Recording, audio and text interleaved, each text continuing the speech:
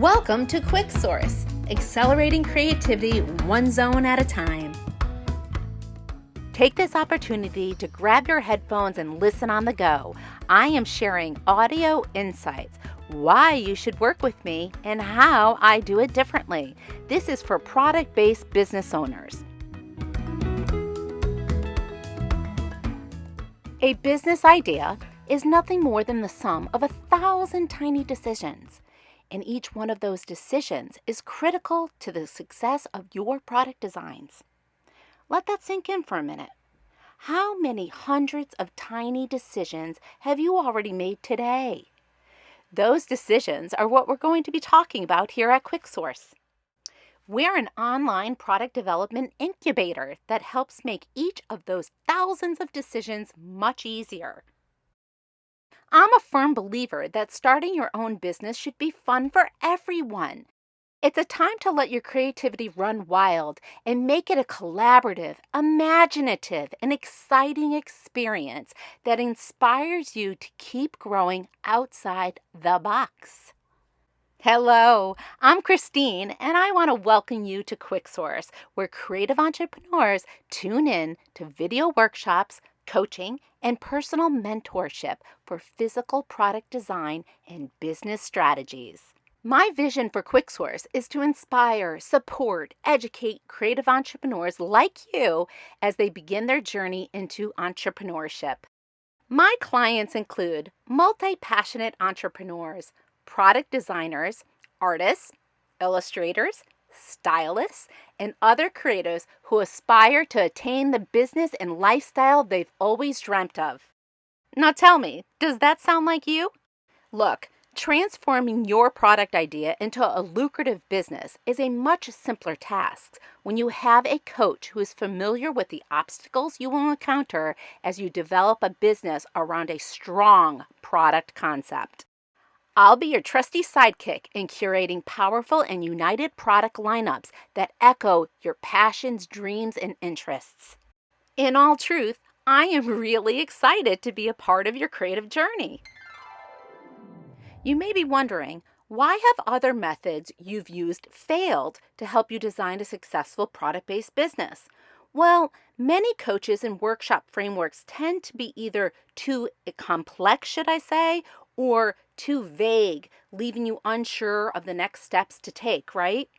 But the biggest difference between me and other coaches is they are coming in to help you sell your products when you already have inventory and you're struggling to connect with your customers. Let's face it, what if your product idea isn't exactly a stroke of genius? Just think about it. What if that's the case? Could it even be a totally bad dud of an idea?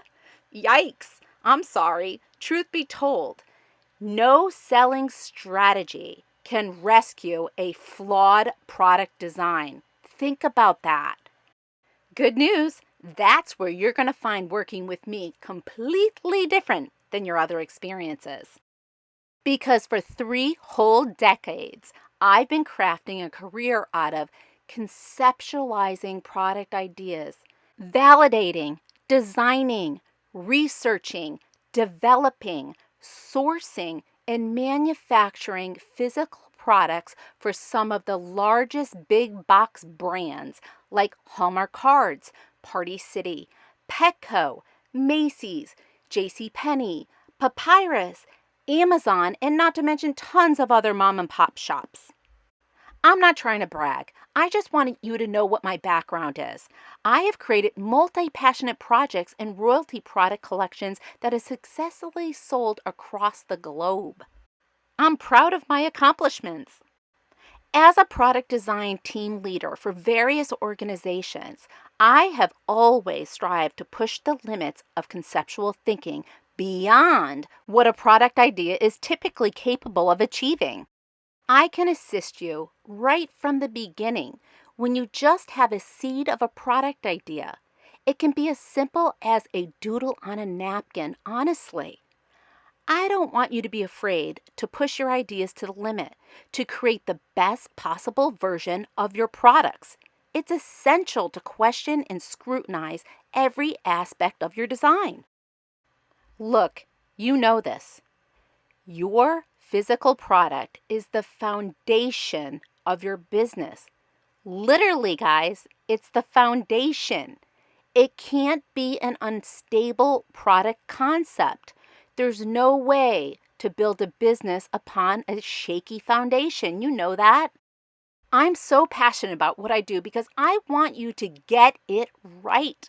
And I know my workshops and guides will help you discover new insights into your design ideas with no regrets and no second guessing your decisions. You'll be able to expand your concepts and engage with your most important customers more effectively. That leads me to what makes my self-guided workshops so different. Well, I keep it simple. I teach you the framework that has worked to generate millions of dollars in product-based business sales. And I show you how to think for yourself so you stop procrastinating, feel confident doing your research, and learn how to productively brainstorm and get going on your business idea today. I have developed a simple group of exercises that work for product-based business owners to design and generate killer product ideas that resonate with who they are. That's important, you guys. Together, we dive into multiple brainstorm sessions using a method called idea mapping, similar to mind mapping, but very different for the creative at heart. I use this method throughout all of my training materials. Want to know why? Because pen to paper idea mapping brainstorm works. It's the fastest way to generate product ideas that line up with who you are. And I'm telling you, that's really important. Time for a rewind.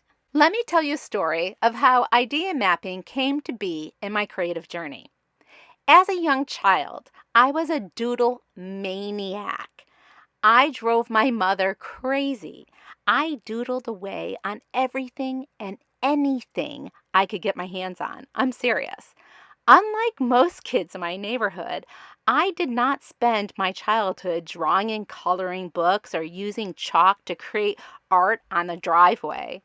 I was clearly different and danced to the rhythm of a very unique melody, a beat that I think only I can possibly hear. For instance, when I was younger, I used to lay on the living room floor and chat with my brothers. While we talked, I would crawl under the coffee table and sketch my design ideas that were swirling around in my head on the underside of the wooden table. I would bring my creative ideas to life in a kind of dream state of mind where anything felt possible. It was my magical realm where imagination had no boundaries. Any blank surface became my canvas. I filled them with colors, lines, creating my own world within the confines of my imagination. Years later, my mother stumbled upon a collection of cave-like drawings that told stories. These drawings were found in various places around the house, such as closet walls, under mattresses, tree trunks outside, and on the floorboards of our attics. My mind was constantly in creator mode. My larger-than-life imagination created a happy place I would go to fully embrace my creativity. Now, I'm sure many of you can relate to this story. As a child, I used to sit in my father's home office, sketching away on his antique architectural drafting table. It was a beauty. Instead of scribing aimlessly, I would take the cigarette butts piling up in my dad's ashtray and painstakingly draw elaborate little characters on each and every butt. Looking back, it seems like, that's a bit gross, right? Well, my dear mother held on to those peculiar little mementos to inspire me to keep expressing myself in unique and creative ways. This memory stayed with me, and during those times that I experienced creative blocks, my mother would remind me of just how creative and free I was as a child, and she encouraged me to continue on that path. Thanks, Mom. I'd like to take just a moment to honor my mother and all the moms out there that encourage people to keep their creative spirit alive.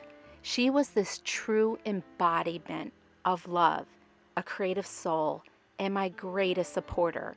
I feel so incredibly fortunate that she always believed in my artistic pursuits. Honestly, Mom, thank you. And thank you to all the moms that are doing that right now with their own children. Time to fast forward a bit. Fast forward to my first year of college. I had a hard time grasping the importance of some of the foundational courses required in art school. During lectures and discussions, I remember I would frequently fill my notebook with doodles and drawings inspired by my professor's teachings and explanations.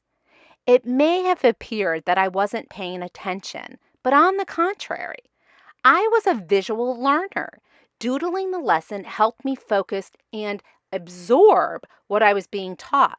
But still, some of the professors just didn't appreciate it or see it that way or understand that learning method at the time. One day in class, it hit me.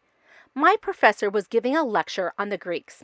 I became fascinated with how they developed memory systems that allowed them to recall hundreds and thousands of facts perfectly by a Greek memory system based on imagination and association, which I noticed to my amusement, that was exactly what I have been doing in my notebook, under coffee tables, in ashtrays, and now here in college on my notebook. I was doing imagination and association. This amused me. So I looked around at everybody else's notes in the room. I saw jumbled up letters, words on top of words, crowded together, scrambled to keep up with the lecture. I was the only one who dared to explore the idea of imagination and association. This learning principle was laid out right before me in my very notebook. It's how I learned, through little pictures and diagrams, little notes. It was, just like my mother had said, cave-like drawings. I suddenly realized I had created a headspace that allowed me to think and learn clearly, free of gigantic jammed-up piles of words that everyone else was following. From there, I set out to search new ways to customize and alter the Greeks' method. I absorbed as much as I could find about the significance of providing the brain with a roadmap to foster creative thinking and problem solving through imagination and association. I delved into the topic with great interest and absorbed as much information as possible. I began to focus on how this could be applied to the product design world and how creativity could be elevated. I quickly discovered that most of the great thinkers, especially Leonardo da Vinci, used pictures, codes, and connecting lines in their brainstorm notes. They doodled and thus made their ideas come alive on the paper. Now, I did a great deal of exploration of my own throughout art school, doodling and expanding my creative ideas into so much more than where they started. What emerged was a creative exercise of idea mapping that was a fluid train of thought, a simple and beautiful tool that reflected the natural flow and radiance of the creative thought process. I was just loving this. I recognize that this liberating creative thinking tool could be advantageous for both product designers and entrepreneurs. Over time, I created numerous idea mapping templates for my clients to tap into their creative potential. These templates have enabled them to become proficient idea generators, unlocking their hidden creative ideas. I use these tools in workshops to help individuals unleash the potential of their thoughts, allowing them to generate new and innovative ideas with ease and speed. To ensure the success of your creative business, it is crucial to have a well-conceived physical product idea. I literally can't stress that enough.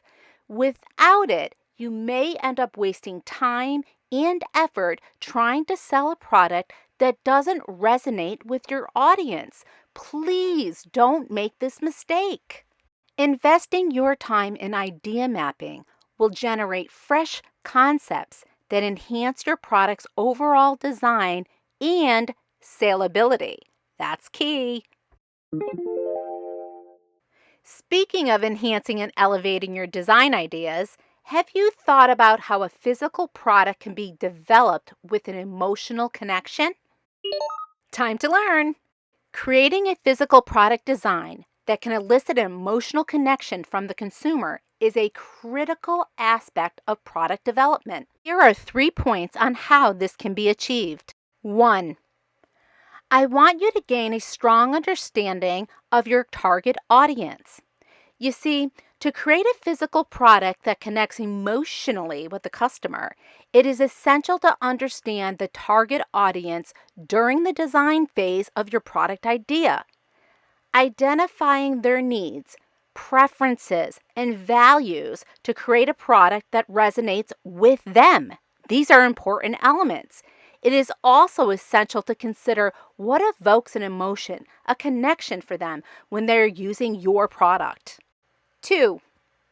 I do not want you to underestimate storytelling as a powerful tool that can create an emotional connection with the consumer. I'll be talking about incorporating a narrative into your actual product design. I want you to think about, what do you do to help your consumer connect with your product on a deeper level? Give it some thought. What can you do? And thirdly, it should go without saying, but design elements play a critical role in creating a memorable and emotional experience for your customers. So what are some elements you can consider to elevate your product experience both on a memory basis and an emotional basis? Well, let's start by talking about color.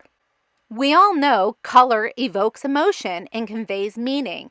It is essential to select the right color palette that aligns with your brand's values and personality, and this directly translates into the products you are creating. For instance, blue is associated with trust and reliability, green with nature and growth, and red with passion and excitement. Do you know what the emotion you want to convey in your product collections? The right combination of design elements can evoke an emotional connection with your customers and create a memorable product experience for them. It is essential to select design elements that align with your brand values and personality. By incorporating these design elements, a physical product can be created that connects emotionally with the customer, fostering brand loyalty and consumer satisfaction. Who doesn't want that? Look, it's a simple fact. It's not enough to be a Me Too product company or a designer these days that's copying something similar in the marketplace. You must infuse character, energy, and a certain vibe into whatever product business you choose to pursue.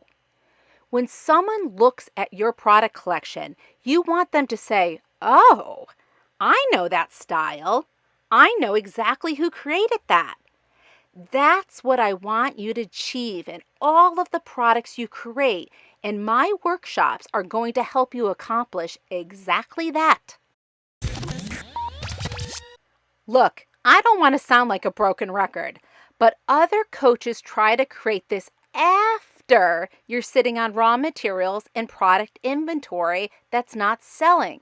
Now, why would you want to wait until that point to learn these simple strategies to make your product so uniquely you that you're attracting ideal customers that love you and your products? The only way this happens is by addressing your product concept during the design and development phase of your business idea at the very beginning, guys. This is when you will become aligned with a physical product idea that will make you money. Isn't that the ultimate goal? By the way, be sure to watch my free video training, How to Become a Successful Product Designer, for tips on what you should avoid as a creator when first starting out to design your very own products. I'll provide a link below that you can connect directly to this freebie. Now let's take a look at another point of view. Maybe you have a product already and you know it's not quite right. Here are some possible reasons why your product may not be selling as well as you had hoped. One of the most common reasons is that there is no market demand for your product. This means that even though you may have a great product idea, people simply aren't interested in buying it. It's important to research your target audience and understand their needs and preferences before launching a product. Another reason could be that your product is priced too high. If your product is priced significantly higher than other similar products on the market, potential customers may not see this value in paying the extra cost for yours. It's important to conduct market research and understand what your competitors are charging for similar products. It doesn't have to be the same thing. Think about it. Whatever a customer is in the market to buy your product, there's something similar out there or within that product category. So do some price comparisons, even if your product is 100% original. A third reason could be your lack of marketing strategy. Now, by this, I mean selling strategy. Are you selling your products on the right platforms?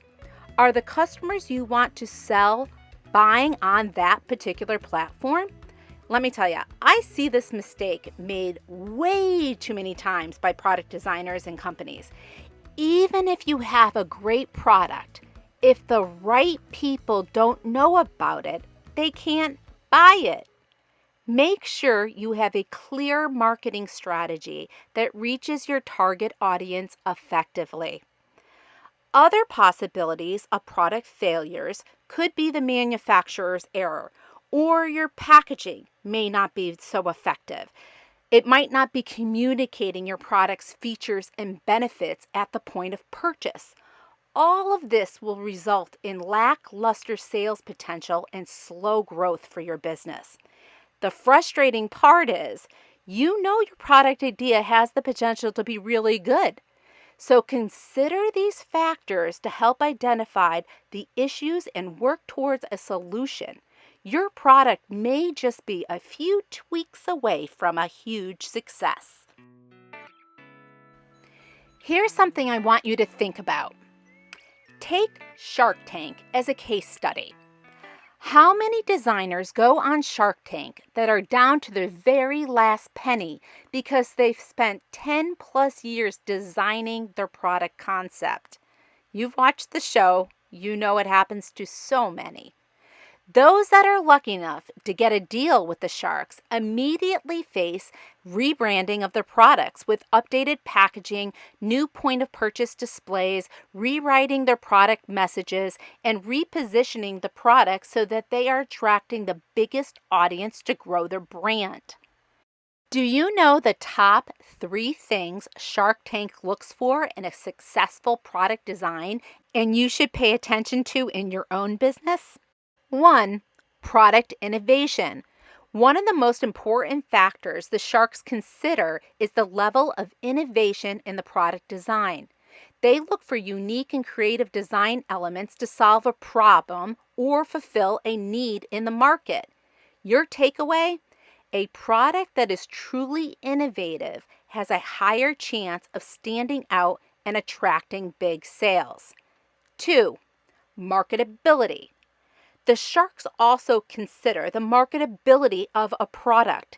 They evaluate if there is a large enough demand for the product and if it has the potential to generate significant revenue. Your takeaway?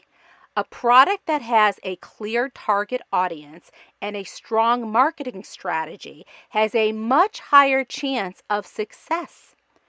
3. Scalability. Lastly, the Sharks look for products that have the potential to scale and grow quickly. They want to invest in businesses that have the potential to become successful and profitable in the long term. Your takeaway?